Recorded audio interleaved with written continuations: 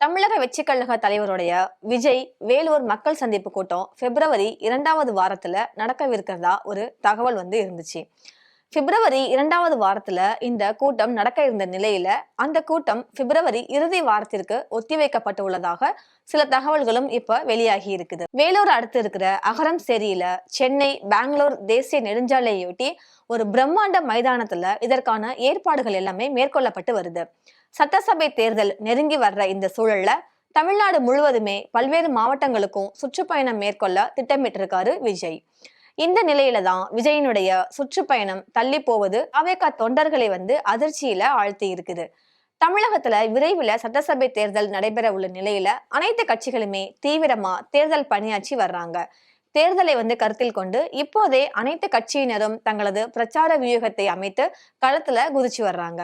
அந்த வகையில தமிழக வெற்றி கழகத்தின் தலைவர் விஜயும் பல்வேறு ஊர்களுக்கு சென்று பொதுமக்களை சந்திச்சு வர்றாரு. கடந்த ஆண்டு செப்டம்பர் 27ஆம் தேதி விஜய் கரூரில் நடத்திய அந்த பிரச்சார கூட்டத்துல சிக்கி 41 பேர் இறந்ததுக்கு அப்புறமா அவர் எதுலையுமே பங்கேற்றாம இருந்தாரு. அதுக்கப்புறமா டிசம்பர் 11ஆம் தேதி புதுச்சேரியில நடந்த கூட்டத்துல சந்தித்து பேசினாரு. இதுக்கப்புறமா ஈரோடு மாவட்டம் பெருந்துறை விஜயமங்கலம் பகுதியில நடைபெற்ற மக்கள் சந்திப்பு நிகழ்ச்சி டிசம்பர் 18ஆம் தேதி நடந்தது. அதை தொடர்ந்து வேலூர் மாவட்டத்துல மக்கள் சந்திப்பு நிகழ்ச்சி மற்றும் பிரச்சார பொதுக்கூட்டத்தை பிப்ரவரி 2வது வாரத்துல நடத்த விஜய் திட்டமிட்டார்.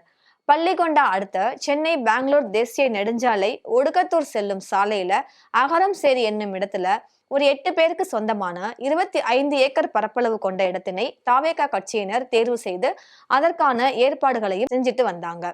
இந்த நிலையில தான் விஜயுடைய வேலூர் மக்கள் சந்திப்பு கூட்டம் பிப்ரவரி 2வது வாரத்துல நடக்க இருந்த நிலையில பிப்ரவரி இறுதி வாரத்திற்கு ஒத்திவைக்கப்பட்டுள்ளதாக தகவல்கள் வெளியாயிருக்கு. 25,000 பேர் கலந்து கொள்ளும் வகையில நடக்கும் இந்த மக்கள் சந்திப்புக்கான ஏற்பாடுகள் நடந்து வந்துட்டு இருக்குது.